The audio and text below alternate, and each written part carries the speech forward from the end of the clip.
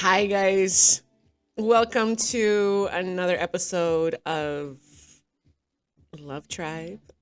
I'm going to talk about a topic today that I have gotten so many messages over the course of time, not just in the past day or two, over the course of weeks. And some of them are from my amazing friends, but also my love coaching clients. Love you so much. And from just people in conversation when you bump into someone, when you're at Starbucks, when you're at different places, you know? Um, so yeah, I think I'm gonna get into it with you guys. But what I want you to do first, don't forget to subscribe. Please subscribe to my channel. Just be supportive. Your girl is delivering content that, quite honestly, you do have to pay sometimes an arm and a leg to get. I might not be delivering it all the time, but when it comes out, it is always good. Anyway, so I'm full of life. I'm full of energy. It's almost midnight. I'm not going to say what day it is right now, but let's just say it's almost midnight. And I have been ruminating with these thoughts for quite some time. So please subscribe, please like, please share if you can. I would love you to share that. And yeah, let's get started. I'm going to turn off the music so you can hear just the sound of my voice. There we go. All right. So here we go. Let's talk about authenticity. Authenticity is the topic of today. Authenticity. Authenticity is checking my phone. I'm still getting DMs from people. This is what happens when you have friends and clients from different parts of the world, you know? Okay. So the topic I'm going to discuss today is authenticity. And one of the reasons why I'm trying to get into it a little slower is because I do want to discuss how this is a word that seems to have been coined.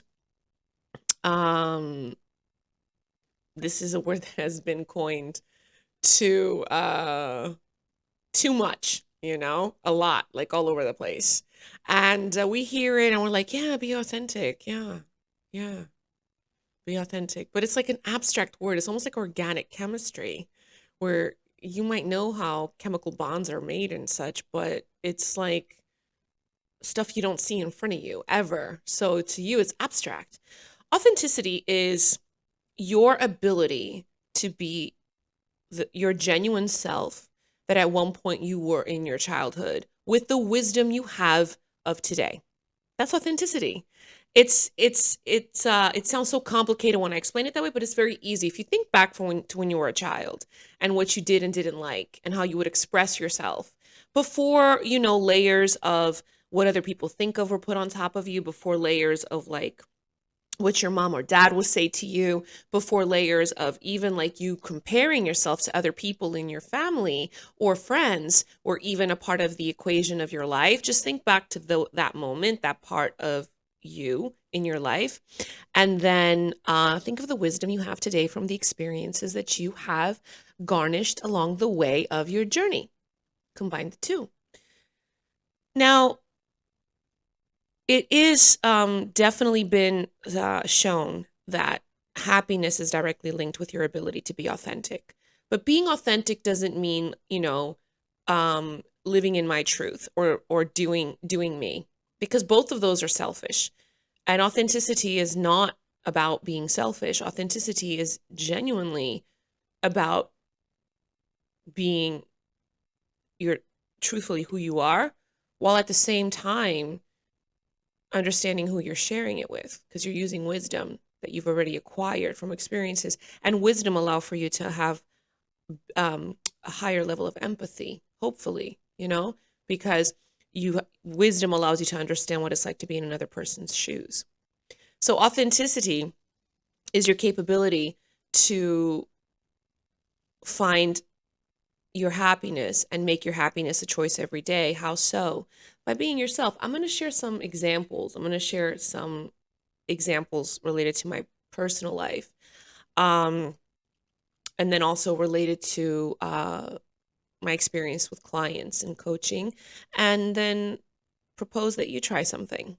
Um, Now, of course, every time that you attempt to try something to alter a pattern of behavior, I definitely recommend journaling. But for the guys and girls that don't like writing so much, if journaling is not your thing, you can, on your phone, leave voice notes for yourself. That's a form of doing it. And then play it back if it allows for you to save it and play it back for yourself. Um, it's just as effective as writing, although writing allows for your brain to create memory patterns. And when you do write stuff down, whether it's note taking or journaling, you're actually creating some neuroplasticity, which means that your brain is acquiring not just that information in a form of memory, but it's acquiring that information and actually making it into a pattern of you if you keep doing it, you know? So that is a great plus. So if you go to school or you have to take notes, there's value in that. If you are journaling and some of the stuff that you're journaling are also, or the items you're journaling are related to things you want to change, as you keep repeating that act or those notations, you actually create electrochemical signals that create the neuroplasticity that eventually become ingrained in your brain, and your brain responds to that as if that's who you are. That's how you are now. That now is who you are. So that's one of the reasons why in life coaching, that's such a great technique is the technique of note taking, of journaling. I don't like to call it journaling because it just sounds so weird. I call it note taking. I call it annotations or writing. I just call it writing. Because journaling is usually it's like you're writing about your day. And in life coaching or in psychology, you're not writing about your day all the time. Sometimes you're writing the thoughts in your mind, or you're writing the thoughts you want to change, or you're trying to input new thoughts into your mind, or you're trying to write down the key bullet points of wisdom you have, and use those to transform those into, I don't know, a new way of thinking for yourself. So it definitely works for me. That's how I use journaling. So to be authentic, authenticity is, or if I were to put this in an equation, authenticity equals happiness. That's basically what I see as authenticity for me.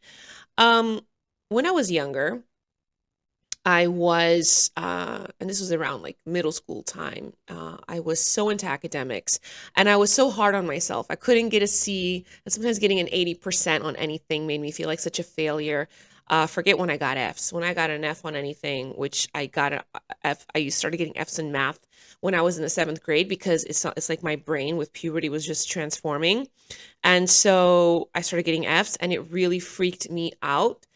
Um, I had to apply myself more, and I'll talk about that in a different story. Today's about authenticity. So in a different video, I'll probably discuss what caused that. But for right now, I just want to go along the journey of how I found my authentic self. Okay. So in the seventh grade, I realized I had issues with math. I had to dedicate myself more. And I started noticing that I was fitting into the pattern of the culture I was in. I was raised in Portugal, which is a very traditional country. You're raised with specific gender roles, male and female. Um, you're groomed to have a life a specific way, like basically go to school, get good grades, go to a nice college, get a good university degree. The most popular ones in my country are either a law degree or a doctor degree of some sort, medical degree. Then you marry, you have kids. You, as a woman, may or may not continue working your profession because supposedly you're supposed to marry well, or at least slightly well, with a man that can be a provider. So then you can be an attentive wife and mother. And at least in the echelon of people I was navigating in, like my group of friends and their parents, and what they would, indoctrinate in school, that's how we were shown how life is done. And of course, you have more pressure when you have family kind of pointing out things to you, cross comparing you with cousins and other relatives or distant cousins that you don't know about and their success. You're just a 13 or 14-year-old girl trying to like push through and do your best, and they're comparing you to an 18-year-old about to graduate high school, going into, I don't know, law school at the time, and you're still trying to find your way. But I started noticing that that was a pressure. So I was like, damn, I gotta go to college. Okay, so I did everything I could to graduate high school early. I graduated high school. I was just turning 17. I was ready for college. And so, in the concourse of that happening, my parents were traveling between Portugal and the United States. So, they were establishing life in the States again. And so, around the age of 17, I ventured into the States for a more permanent life. And I ended up going to college there, right? While in college, I took as many courses as possible. If I could take 6 to 8 courses a semester, I did. Because my goal was I want to graduate early. I want to graduate before I'm 24. I want to have that degree in my hand. Possibly pursue medical school. Now, I will say this, when I was in the States and I was, going to college here, it wasn't my initial plan. My plan was I came here to the States at 17 after graduating high school. I experienced a little bit of the American high school time because I was too young for college. And then I went back to Portugal to go to medical school over there. I had a seat saved for me as a child of immigrant parents. But when I got there, and I took the tutoring and I did the exam and I passed, but due to documentation, I wasn't allowed access to my seat because I didn't have enough time to bring the paperwork. Back in those days, I forget the year, but it wasn't as digitalized as it is now. I would have to physically travel from Portugal back to Florida, from Florida back to Portugal, and back to the city where that university was to deliver that paperwork. I was not going to be able to do it within the window of time available. I found this out on a Friday. They needed the paperwork on a Monday. It was not going to happen. Um, okay, so my dream, everything that I had worked for really hard. I worked really hard to get that seat. Um, I spent all summer getting tutored in the different subject matters in Portuguese again, so that I could do really good on the test, the exam. And I lost it. I lost the seat. I got very disappointed. And the disappointment was, I would say it was a slight depression, but I didn't stay there too long. I didn't feel like I stayed depressed too long, but I could definitely say I felt like everything I had envisioned for myself, for my life, was gone. And so I decided to come back to the States. I needed to be close to my parents for just emotional support. And then while I was in the States, I decided to apply to the university here. And sure enough, because I had done a few months of high school in an American high school, I transitioned easily into college submission, or into university, I should say. Because of my GPA, I got scholarships. I was doing well. So I was again on this track of like doing amazing. And that's when I realized in a United States university, you can take as many courses as you want in a semester. It's not like in Europe where it's like a set number. So I took sometimes 6 or 8 because I was like, damn, then I'll take a ton of them and maybe I'll graduate with 2 degrees. Um, and that did happen. I got all the way to the end at Nova to graduation time with a major in biology, and I had a minor in psychology, right? So I went all the way to that point, and because of my GPA, I had an ongoing scholarship that would take me straight into medical school. 75% scholarship because of my GPA. That was great. I had access to medical school again in another country after my own country rejected me because of paperwork. So life gave me a second chance at that possibility. But at that time, I looked at that opportunity and it's like I didn't want it. It's like I looked at it and I was like, nah, I'm good. You know, I think I was already engaged. So I was like, I think I'm gonna get married. I want to get a profession that allows me to be an attentive mom and an attentive wife. Like that's important to me. Because again, I was raised to kind of like eventually just end up getting married. Having a career too, because in Portugal, it's not like you can't have a career as a woman, but it's not what I wanted for me. Career is not what oriented me. And I felt kind of bad about it. I'll be really honest. I kind of felt bad that I didn't want to go to the medical school with that scholarship. I wanted to start a career. My brother always inspired me to try teaching because he thought that I tutored him really well as he was growing up. So then I said, you know what, I'm going to try that. I'm going to go into that. And at that time, it was okay to go into teaching. I mean, salary actually was quite good, considering that every year we had a pay increase. Um, so I don't regret that. And the number of children that I have already impacted and people I've mentored as a result, and people that now they were children at the time, but now they're adults and they're still connected to me and seek me for mentorship. I would not change that for the world. You know, those relationships are beautiful. But why do I share all this? Because in the trajectory of going through this, I got to the point where I was in a career where, yes, I was allowed to be an attentive mother, but I wasn't necessarily a wife anymore. That particular relationship ended, um, and I really felt a loss. Not so much relationship loss, but I felt a loss of like I did everything right. I did everything that you are supposed to do. I was given the opportunity for medical school a second time. I opted for family first, like the traditional values of that, and it still didn't work. I started to feel like, what was the point of that? You know? And what was the point of, even having a degree? Like, what was the point of that? And even though I had scholarship, I had some student loans that kind of carried me on, um, with the extra expenses that was going on related to school. I was like, what's the point of that?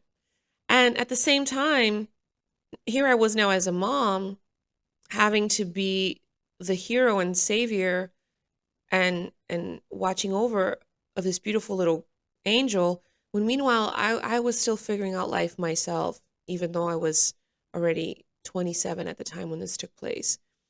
So I had done a lot by 27, right?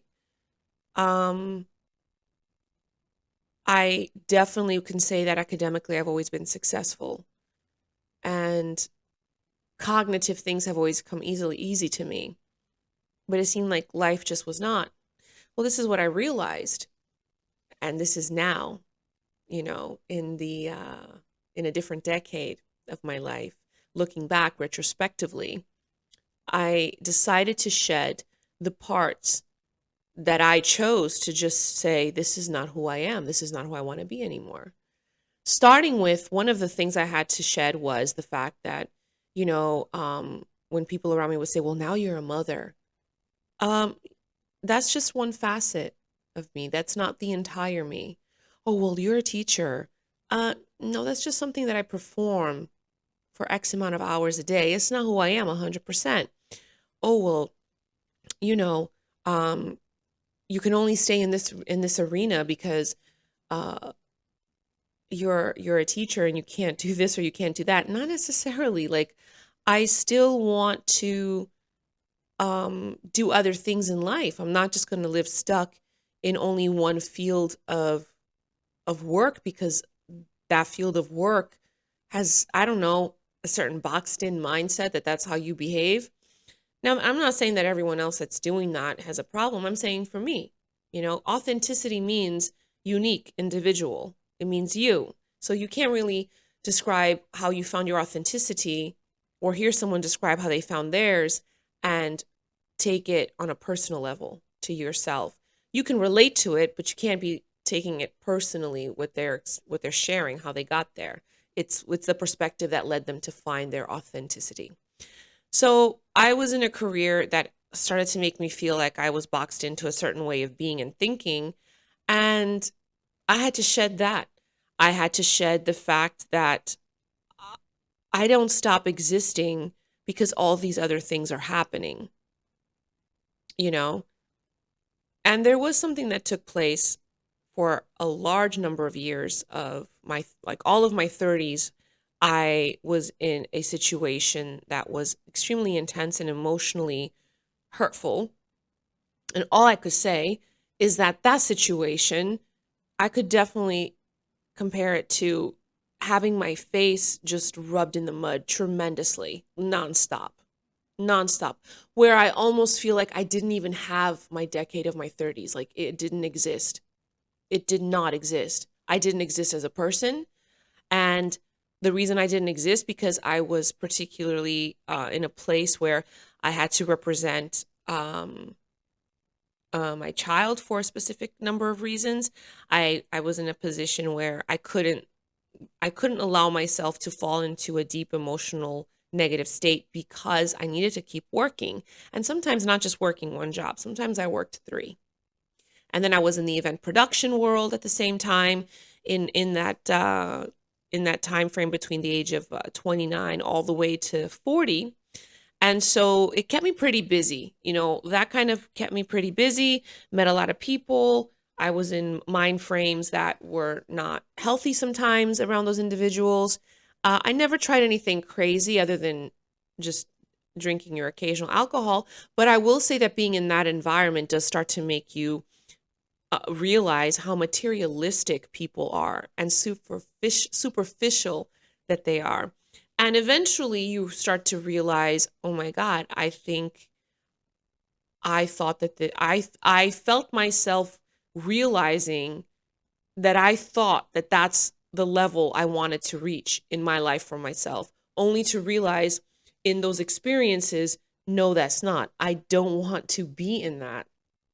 Some people seek, wanting to be famous. I could say that I've dabbled a little bit in that world, not me being famous, but around people that are. And I could tell you, I would never want it for myself. I've never met anyone in that world that's happy. So what does that have to do with me finding my authenticity? Because again, since I couldn't succeed at, having a family together, a family dynamic for my child, and I was now a single parent working multiple jobs, I really was trying to do almost like the man role at home, like be the provider, but also take my household to a certain level, to a certain standing, yeah, and just overworking myself. And since it wasn't happening, I just thought I was a failure. And then I realized, wait a second. No, I'm not. The world is such a liar. No, I'm not. And then I realized what today they talk about so much, the whole feminist mentality of being a boss bitch, how big of a lie it is. It's not what I want. No, it's not. I'm not meant to be the provider to a household, to do so much that I never spend time with my kid. I'm literally working the same schedule or agendaed time as a man would if a man were in this picture. It's just not normal. I didn't feel myself normal. I tried to fit in the masculinity into myself to keep things afloat, and it only made me depressed. And it made me lonely because I isolated myself from people, because I didn't want to relate or connect with anyone, because I didn't have time. I didn't have time to develop any of the connections or relationships. I needed to keep the ball going and the money rolling for what I had to do in all of my 30s, right? Which one of them had to do with a lot of legal measures related to my kid. So that alone was costly on top of the regular life bills. And let's not talk about inflation happening. So I don't feel like I was authentic during that time at all. I hated my body. I hated the way I looked. I hated the way things looked on me. I felt like I didn't deserve better. I didn't feel worthy. I felt extremely distant from God. I did not have a good relationship with God, not because God had issues with me. I didn't have a relationship with him because I didn't nurture that relationship on a regular, even though I went to church, and I was going to church on and off on occasion on the weekends. And I felt more distant to God compared to how I feel now. And I go to church less, but I nurture my connection with God every single day. I have prayer. So it changed me. So in my decade of my 30s, the reason why I say that was the decade that had me realize how fake I was to myself and how fake I was to other people. And people probably didn't even realize. I'm sure I have friends that to this day tell me, you were always, a bowl of sunshine during that time. Yeah, I hid it really well. I had a state of time of feeling myself so depressed, I didn't want to carry on anymore. Um, I sought help. I seeked help.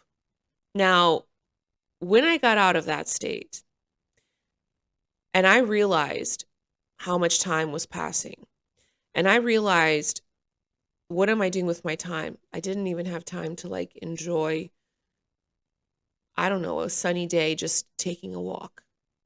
That didn't exist for me. I had to be working somewhere because I needed money coming in. Well, let's just say I got to a point where I said enough is enough and I'm going to trust God. I begged God for help. Yes, I did. And I could definitely say he is the reason why I found my authenticity, because he started to illuminate to me before my eyes the parts of me that I needed to appreciate and value and be grateful for. So authenticity, as I started to allow myself to express myself wholeheartedly, but in a compassionate, humble way, because that's truly how I am. It's who I am. It's who I was as a child.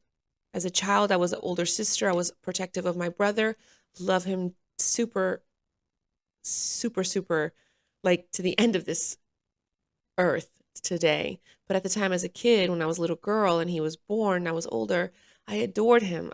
He was like my little doll, my little toy. And I wanted to protect him and love on him all the time, help my mom with him. As um as I found myself begging God to help me, you know, see life better, heal my heart, you know, um, I started to become that little girl again, unafraid of what people think, fearless when I walk into a room because I know I'm not walking alone, confident in my knowledge, in my wisdom, in my strength, because I've already been through some pretty dark places and I've made it out. And yeah, maybe I've smelled like smoke here and there, but not anymore, you know? Um, and then I realized that all of that is because of the wisdom I've acquired. I wouldn't have had that wisdom if I didn't go through those experiences. So instead of trying to hide the trauma of our experiences, it's okay to share them. It's okay to use it as a conversation piece, even. If people try to escape that, when you try to escape using something that you've been through as a conversation piece that you feel in your heart can help somebody else, that's already right there. You're not being authentic, because authenticity is happiness. So to be authentic means if you're talking to someone and they're sharing with you something that is heavily negative about what's going on in their life, and you've been through something that put your chest in that place with that same feeling, share it. People walk around sometimes, or I actually want to say most of the time, pretending like they're not going through stuff, trying to hide it, cover it, or act like it doesn't exist. And when you're a person that says, you know what, I had this situation, this person, crashed into my car, they ran a red light, nearly did this to me, and then I thought I was never going to be able to use my leg again, and then I did the therapy, and then this. So that didn't happen to me, but I'm just using it as an example right now. The person listening is like, oh my God, I had a gymnastics accident that left me, injured, and I was not able to do gymnastics again. I know exactly how that feels. And the person's looking at you telling your story, and maybe in your life you're experiencing something that they're seeing that they want to live also. Your authenticity just helped better another person's life. That little tiny nugget of sharing is enough. See, a lot of times we want to think that helping another person with what they're struggling with in life requires like a big step and a big emotional conversation, and you finally like resolve their trauma for the rest of their life. You can't resolve trauma in one sitting or even in a month or sometimes even in 6 months. I still have clients for coaching that even though we're done with our sessions, I've given them an action plan, they implement it every day, or they were until they felt comfortable enough to be able to just practice it without having to necessarily go through it, page by page. They still contact me. They still have moments There is a lot less moments, but moments where they're processing something from a traumatic event that led them to be in a dark place that resulted in them needing a life coach, you know? And that's okay. Because that's another thing. Authenticity is not going to come to you in a snap of a finger and that's it. You wake up, oh, I'm in my authentic self. It's a process. It's almost like you regrow again. You reinvent yourself. You reinvent yourself. I used to hate people that exercise so much and people that did CrossFit. I was like, how the hell? And now I'm a person that I will go to a gym on a Sunday and I will be working out until it like shuts down. Like just an example. Or like even when I think back to when I first started this trajectory, this journey of wanting to transform myself from everything that happened to me in the very beginning stages of this process. I hated working out. I forced myself. I went every single day. Now I know not everybody could be physically active like that. Maybe that's not the possibility for you, but maybe there's something else that you can do that you look at and that you've always thought to yourself, I hate that. Do you know that sometimes in order for you to hate something, it means that you actually love it? Because you can't intrinsically hate something that you don't mentally subconsciously love. And the truth is, I could tell you right now, I love, not that I love exercise, but I love people that exercise. I love looking at a fit body, female or male. I think it's attractive. Doesn't have to be skinny, doesn't have to be a bodybuilder, but just fit, just like have some muscle. Like I love seeing that on a woman. I love seeing that on a man. I admire that. So guess what? I want that for myself. I finally admitted to myself I like that. So then I started telling myself, if I like that, what can I do to have that or to be more like that? Started doing it. Something else I really admired and I really wanted to like transform in my life, how I ate, what I would eat, because nutrition is like so important to a healthy body. But not just how I eat, like I want to diet for a time period and lose weight and then that's it. No, I want to transform how I eat permanently, like for the rest of my life. And so, how did I get into that? Well, it took me accepting the fact that no, I don't hate people that eat healthy. I don't hate I don't sorry. I don't hate healthy eating. I actually love it. That's why I feel like I hate it, because deep down I really want to be a person that eats healthy. Let me start by the very first thing I did, cut off sodas. No sodas. For the first 4 to 5 years of me going on this journey, because it's been 8 years now, no sodas, zero, cold turkey. And then eventually I went down the pipeline of what was in my diet and just started changing it to healthier options until it became a permanent way of life. Now, did I start to feel happier? Yes. I started to feel happier, not because my body was changing, because I really wasn't losing weight and getting in shape immediately, but I was doing things that was starting to change the mental dynamics I had with myself. And I was accepting the things that I think or was thinking that I hate, that deep down I actually loved, and I wish I could do them. But I always felt like I'm not worthy to even try that, or it's not going to work out for me, or I'm just not going to be like that because I was just born thicker, or this is just how it is. I don't have time to eat healthy, or just a million other things that you tell yourself of what you can't do. I started to transform the I can'ts into I can. It was hard. And like I said, for me, it's been a journey of 8 years. It wasn't something that I just did over a course of a couple of months and it was done. So that's why I have compassion with my clients. And just because I have X number of sessions with them for a determined amount of months, I haven't just like discarded them or discarded their, what's the word? Discarded the idea that they may still need me, you know? I still try to help if I can. And it was in doing this that, yes, life coaching started for me. People started to seek me to help them find a better way to live with themselves mentally. Because deep down, that's what life coaching is. In the course of all of this together, that became my authentic self. I realized finally, I am living the way I'm supposed to live. And I would say that my calling has definitely found me. I didn't have to go seeking it. I didn't have to go chase it. It found me. It found me right where I was at. So authenticity is key for your happiness. Um, that means you have to pick your happiness. But picking your happiness doesn't mean being selfish, because in all the things that I selected, for instance, the exercise, because I thought of my daughter. I don't want her one day to deal with a parent that is sick, that has health problems up the wazoo, and that has mobility issues, and she has to take care of that. The eating, again, I don't want to have a situation where I die younger than I should and put, unnecessary heartache on my family. Um, they need me. And I also need myself every day. And I need to have the energy every day to do the tasks that I want to succeed in every day. So, yeah, I need to eat healthy in order to make that happen. My body's a machine, so I'm going to definitely need to have what's necessary in order to make that take place. I have some notes I wrote about authenticity. Let me get them. Let me get them. I think they'll be helpful for what I'm talking about.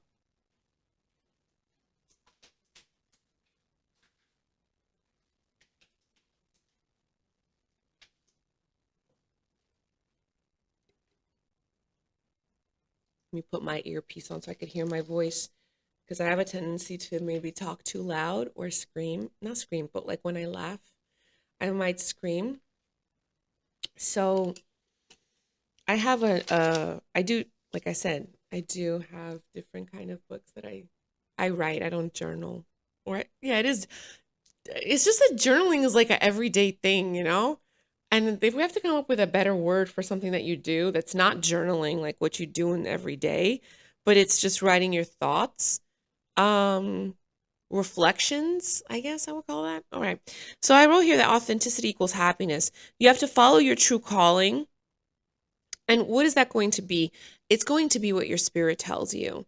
And this is why meditation is important. Meditation definitely helps you find the voice within, and definitely helps you if you've done the exercises I've mentioned in a previous video where I talked about how to filter your thoughts and how to basically just transform your mindset into a more positive one versus negative. Then meditation, this is something you do during meditation. It's a constant filtering of thoughts that you do have to have that moment with yourself, even if it's just 2 minutes. It really is helpful. So follow your true calling, value your responsibilities. That's another thing. People think that being authentic means that you live like a carefree life, like a vacation life. They don't realize that authenticity means value your responsibilities. Your responsibilities are part of your character, how you treat them, how you see them. Stop complaining about what you're responsible for. Be grateful that you have clothes to wash. How about that? Be grateful that you have even bills to pay, because that means you have the money to pay them. And if you're sitting there thinking, but I don't have enough, well, if you always live with a limited mindset, you will always never have enough. But if you look at your bills like, okay, if I'm going to cover this now, it means that I have more coming. Well, then more is going to come. It does show up. And if it doesn't show up, then maybe you're not creating the opportunities for that to happen. You can create opportunities that create abundance for you. You don't have to stay stuck the way you are. You're only stuck because you're stopped, or because you decide to stop, or you decide to not do anything more. That's what Stephen Furtick says.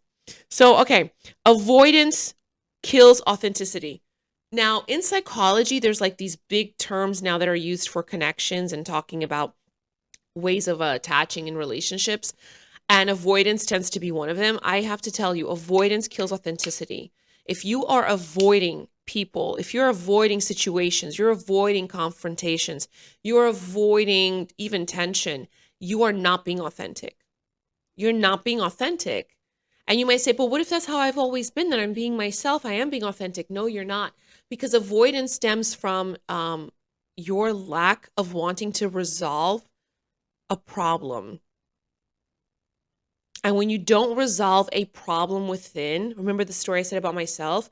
I hate people that work out at the gym so much.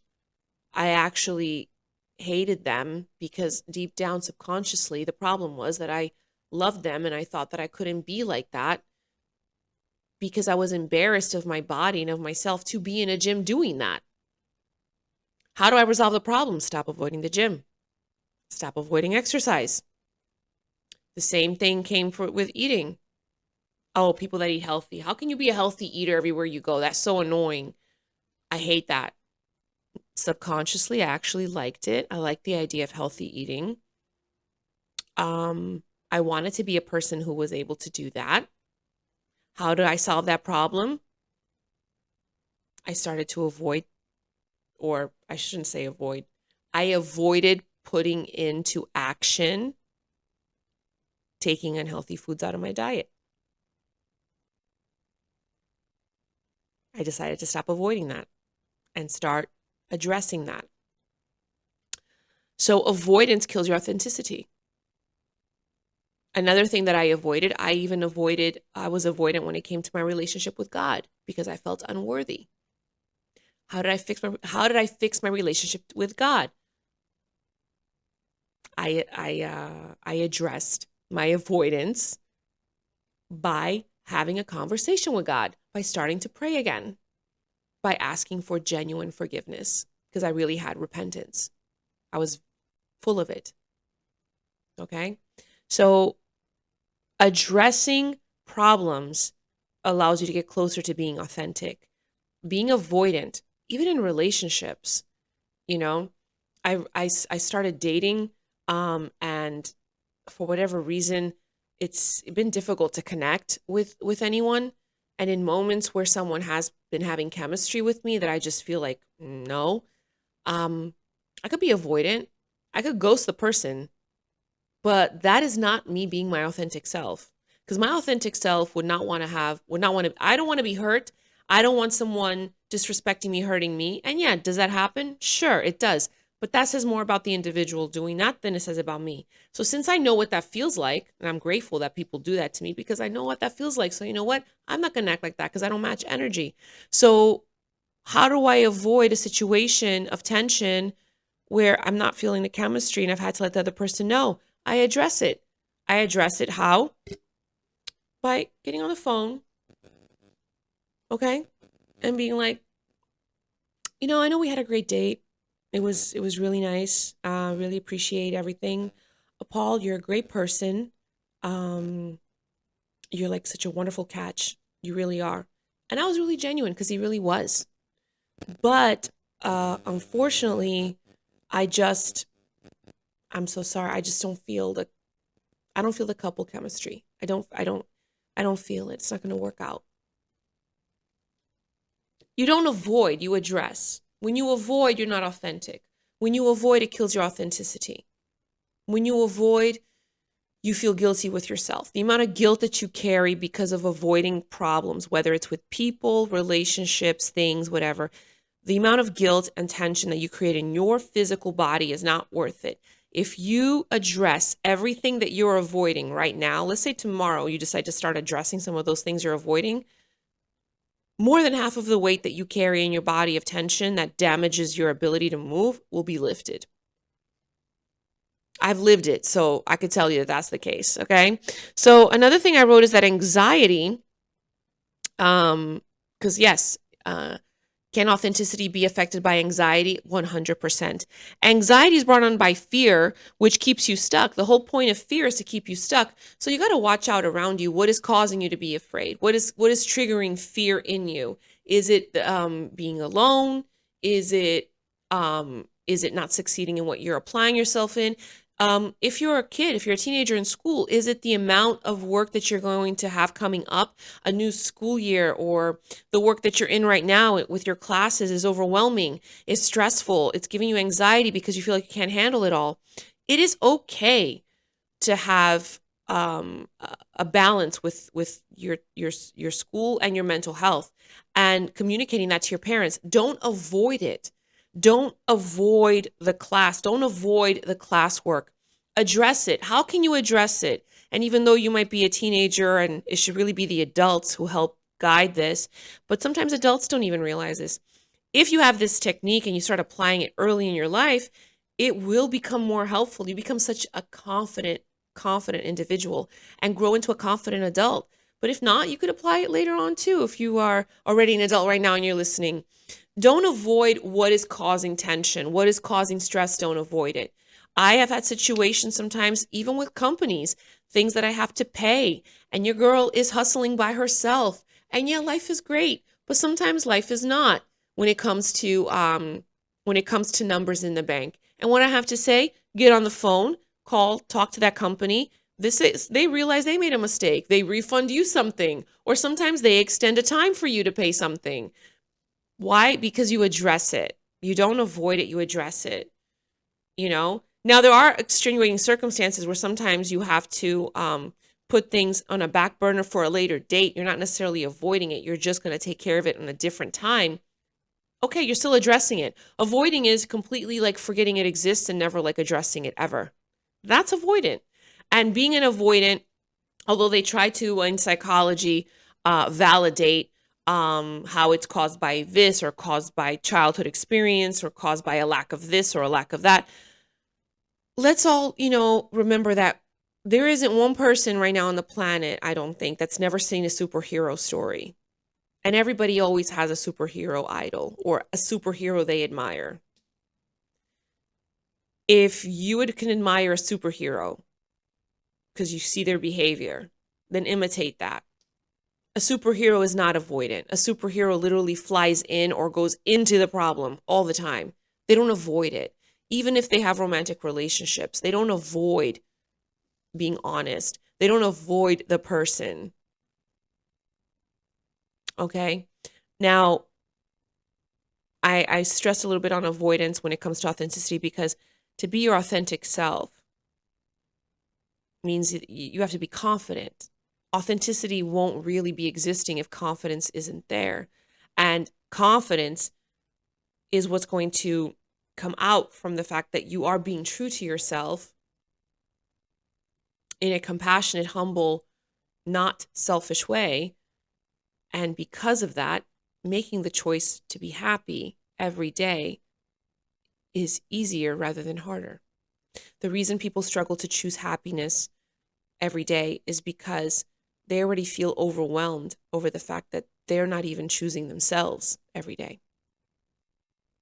My very first question I ask people when I coach them is, when do you have time and space just for yourself? I wouldn't say it's the very first, but it's one of the first. Most people always struggle to have an answer to that question. And they many a times answer with the time for themselves being something mundane, like being in the bathroom or taking the dog out for a walk. No, my question is time and space for yourself. Just you. Not doing a chore or errand or whatever. You. Time and space that you can actively just be present in and do nothing if you feel like it. Do you have that? Even if it's 10 minutes a day, 5 minutes a day, it's so important. It is so important. The concept of coffee shops. Starbucks is a great place, but one of the reasons it became so famous is because it transformed the concept of a coffee shop from just a place where you go to get coffee to a place that you can go and sit down and enjoy the cup of coffee. Time with yourself. Although people still use it as a fast food coffee kind of place. But some people get it and they sit there and they enjoy. Some people overdo it and they want to be there all day and that's their office space. But that's part of the reason why Starbucks became so successful in the era that they opened up, because you really didn't see coffee shops around as a franchise that did that. So the time with yourself is valuable. Companies and corporations see this and they try to use it to their benefit for a reason, because it works. It's valuable. You're going to want it. So the next time that you are asking yourself, what is authenticity? Just remember, authenticity is happiness. It's your ability to choose your own happiness every single day. If you're having difficulty choosing your happiness every day, then start to look at what needs to be filtered out or chopped off from yourself and express the sides of yourself that you love more. When you express the sides of yourself, of your character that you love more, and you will know what they are, that you love, that you admire, not that you hate, not that you feel embarrassed by, that you love, that you admire, when you start to express those more and you start to live with that attitude, authenticity starts to become natural. You know, laugh the way you laugh. I mean, yeah, be mindful of your surroundings. I mean, self-awareness is part of being authentic as well. But don't allow self-awareness to overshadow you to the point that you close yourself off. See, authenticity requires you to have a mental state change. You have to change how you visualize and think of yourself. And that's why note taking or journaling is so important. Write down what you think of yourself. Write down how you see yourself. Choose one or two positive bullet points and put them into practice more for a week, for a month. Just try it. And if doing that makes you feel happier through the day, then you're already closer to being your authentic self. Happiness is not the destination. It's what you're carrying with you along the journey. It's the choice that you make. For instance, I had a client that was struggling with something in life that was not going their way. And even though that was not ever going to go their way, or at least at that time that they were my client, they still had other things that they could look at that would allow them to choose happiness over sadness of losing on this particular arena of life. See, life is weird. Life is going to give you, let's say, 100 facets. And of the 100 facets, you're going to have 60 of them that are going to be amazing. 60 facets, 60% amazing. Then you have 40 facets that are like problematic, but at different levels of problems. And of those 40, let's say 5 of them are heartbreaking.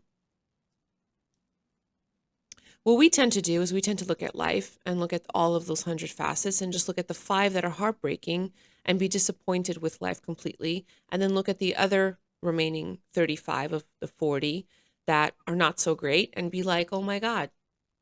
But what about the 60 that are wonderful? What about the 60 that are beautiful, that are, it might even be that in those 60 facets, there's unconditional love.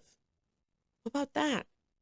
Focus on that. What you put your focus on grows.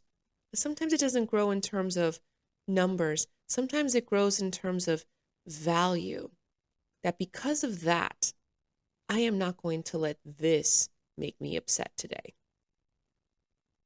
And we may call that the I don't give a fuck mentality, but it's not necessarily that. No, it's really you looking at your life and saying, because of this, that is just so wonderful, and I'm so grateful for it, I'm not going to let that make me feel like life is not good. So is gratitude a part of the equation? Yeah, it is. It's definitely a part of the equation. It should be a character trait that everybody, aspires to have, I hope. That's why I didn't even mention it. I discussed other things here, but I didn't point out gratitude on purpose. Because there are character traits that you should aspire to have without anybody telling you. Because when you're a little child, it's kind of innately within you. You feel grateful when a friend shares something with you. As a matter of fact, that's what attracts you to want to be friends with someone, when they share something with you, when they're kind towards you. You feel that gratitude. So you develop and nurture a friendship with that other child. So there's innate character traits that are good that we all aspire to have, and we should start to focus more on those and have those express themselves through you. I promise you're going to find yourself closer to your authentic self. And before you know it, you'll be laughing up a storm in a restaurant, sitting at a table with friends, and you're not going to care how loud your laugh is, no matter who's around you. Why? Because you're yourself. And when you are like that, gonna be very honest. You attract new friends. You attract new people. You really do. That's another thing people don't realize. What makes a person attractive is not all the stuff you do to yourself. It's not even the clothes you wear. It's not even the makeup you put on. It's not even your hair or your accessories. What makes a person attractive that you look at and that you feel, I want that, is their ability to be authentic. Nowadays, of course, people might say that's not the case because this person I was attracted to and then I didn't like them. Well, because you realize they're not really a genuine person. If an attractive person to you becomes all of a sudden not attractive, probably because you're seeing some inauthentic traits in them. So the physically beautiful person is not physically beautiful anymore because they're expressing traits that you don't like, which that's a good sign if you could see that. Hopefully more of you can. But right now, I just wanted to talk about authenticity. So how do I get to this path of being my authentic self? You have to write down some bullet points of things that you want to be. Things that you want to be. And you might say, but me wanting to be something, am I really wanting to be myself? Yes, because the things that you want to be, guess what? Are the you that in your mind you see yourself as. Write them down. Pick two of them in your from a list of bullet points. Pick two of them and put them into practice. Put them into practice tomorrow. Today after watching this video, put one of them. I don't know. Just do it. Please do it. I can't do it for you, but I can suggest what works. And once you do that, then you try another one. And then maybe in trying it, you're like, oh, I don't know if I want that as part of who I am. Let me try this. So yes, you can remold yourself. You're not static. You're not stuck the way you are because because that's just how it is and you want to be there. Remember, I had an opportunity to go to medical school twice in my life. In different countries. It's not what I wanted. I remolded my life. And even though at the time it felt like I wasn't remolding it, it just felt like I lost the zhuzh to like be a doctor. Really what was happening was life was remolding me. Life was literally taking me to my calling. I didn't have to find it. You know? And maybe my YouTube channel isn't as big as I would love for it to be right now, but I don't have a limited mindset. Of the almost 200 people that subscribe and watch, I love you so much. If each person influences 20 more people, that's a lot of people already. But I'm able to deliver a message to you that allows for you to feel not just what I'm saying, but to feel better about yourself. That's the point of this channel. That's the purpose of my existence. If I can make another person feel good about themselves and see how wonderfully designed they are, and that they need to love themselves as they are today, even though you're remolding yourself. Love yourself now and see yourself now moving forward. Not now like who I was before, who hurt me 6 years ago, who did this to me 10 years ago. I can't believe that took place. Okay, that happened. Why are you staying there? Let's move forward. Why are we moving forward? You're doing it for you, boo-boo. Because you're worth it. Because that's not who you want to be. You're going to remold yourself. You're going to reinvent yourself. And guess what? You're going to allow some childlike personality traits that you used to have come back to you and express those so that you can start enjoying life. Because you don't want to wait till you're almost in your 90s to realize what life's all about and start enjoying it then, when you can get it now. So we got to put on our big girl and big boy pants, tighten them up, and just choose to move forward in putting into action one or two things that we write down that we would love to see in us or about ourselves. Trust me, you're going to feel so much better with yourself, and you're going to come back and you're going to either DM me, message me, or comment on this video how grateful you are that you found this clip or that you found this information. Anyway, I will say this.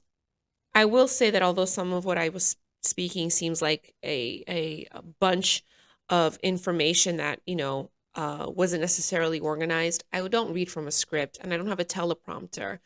I am literally talking as if I would when I give like motivational speaking gigs to like small groups, because I feel like that's authentic. I don't want to be reading something word for word. That's not authentic to me. So whatever comes through me and whatever exists within me is really what you're getting. You're not getting something that's pre-programmed. You're literally getting something that is for you. So whoever's watching right now, something of what I said is exactly for you. And if that's the case, then God bless you. And I hope it helps. So how do you get to be authentic? You get to be authentic by choosing your happiness without being selfish, staying humble, kind, generous, not just to others, but to yourself. You can be authentic also by not being afraid to speak your mind, not being afraid to admit that you don't know everything, making sure that your ego is in the right place. Okay. I did another video about how to tame your ego. You can be authentic also by going through the things that in your mind you've always told yourself you hate or that you don't like, and actually being truthful with yourself as to why you hate them or why you don't like them. And then if they are genuine dislikes, okay. But if they are dislikes because you wish you could do that or you wish you could be like that, don't allow envy and jealousy to overrule your spirit, you as a person. Accept what you don't like or what you hate and transform it and admit that you actually do want to put it into practice and you do wish it was you, and try it. Start implementing it as a part of your character. That's why I suggest doing one or two things of whatever you list down that you would like to be or like to have, to try only one or two, because trying all of them or attempting to do too many is overwhelming. Just do one thing. Just do one thing. And that one thing leads to the next and the next. It's a step. You know, finding your authentic self, being authentic is going up the ladder. It's not just, putting a wall down and that's it. You found your authentic self. It's going up the ladder. So that takes time. So do one thing at a time and you will definitely get there. And remember, you're worthy and amazing the way you are already. And if you can already address if you can point out and address already the things that you want different about you, that's already great. And wanting to be different doesn't mean you don't appreciate yourself in the now. It just means that you want to mold yourself to be something better, a better version of you. But don't wait till you get to that version to love yourself. You have to love yourself today, authentically as you are. That means love yourself as you are. That's why I say write down the things you don't like or that you hate, because you need to also accept those things to love yourself, so that you could look at those things and want to see, well, maybe it's not that I don't like dancing or that I hate dancing. I actually always wish that I could dance. Let me try to learn. Let me try to learn some form of it. Let me try to get better at it. I don't know. Find things you could do to like incorporate dancing into your life, going out to places where dancing happens, getting dance lessons. Who knows what that is for you? I'm just giving you examples, but definitely it's worth it. Don't wait until you get to a better version. Love yourself today so that you can discover what parts you want to implement into the new, better version of you that you are creating. Because guess what? You're allowed to do that. You're worthy of doing that. And I want that for you. Be your authentic self, boo. That way you can get on camera and you can definitely, not care about wearing red sunglasses. Love you guys for watching. Catch you soon.